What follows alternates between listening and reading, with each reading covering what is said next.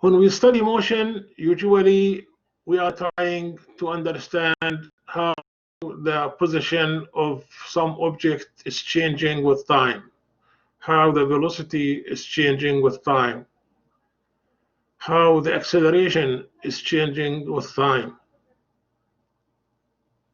Physics, in fact, all of physics, it is about something being changing with time.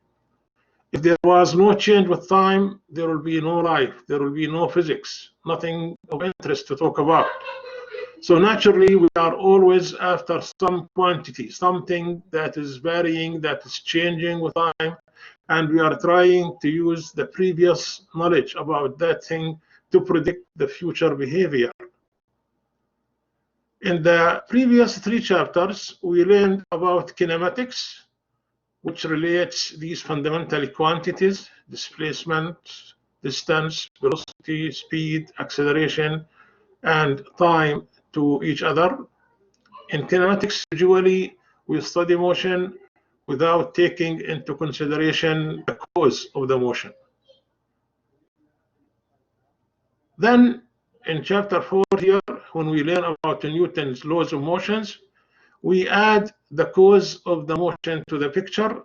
We add the cause of the motion to the kinematics, which we learned and mastered in the previous chapters.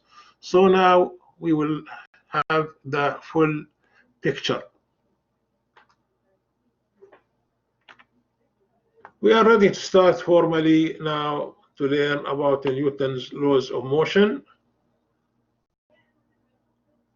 When we study Newton's laws of motion, we are interested in the dynamics of the motion, and this is associated with the forces. In order to change the status of any moving object, you will need always a force. The force can be in the form of a push or a pull on some object, as you can see in some of these images. So here you have a pull, a push, this one a push also. These kinds of forces, we call them contact forces.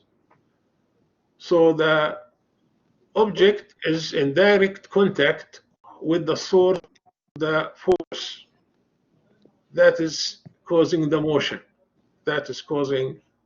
motion, okay?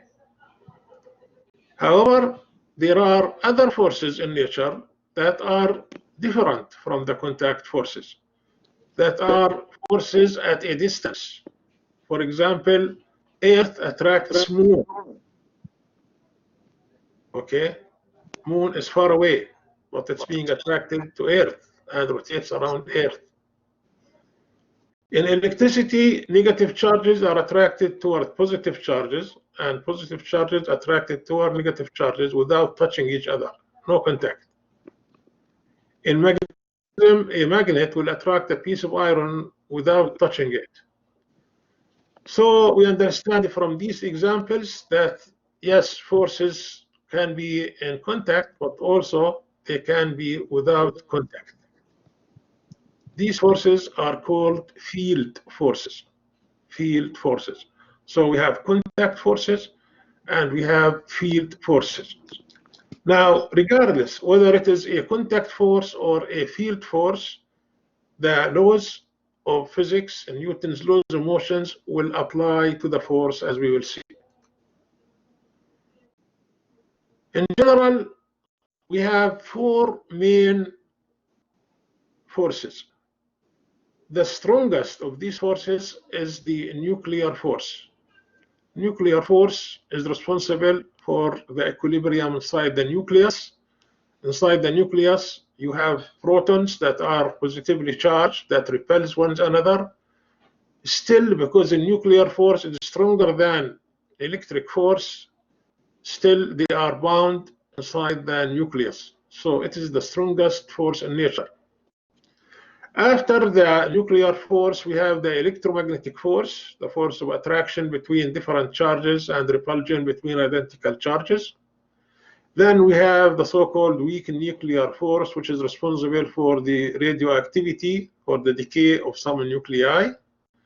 And the last force on this list is gravitational force. Gravitational force is the weakest compared to these other forces.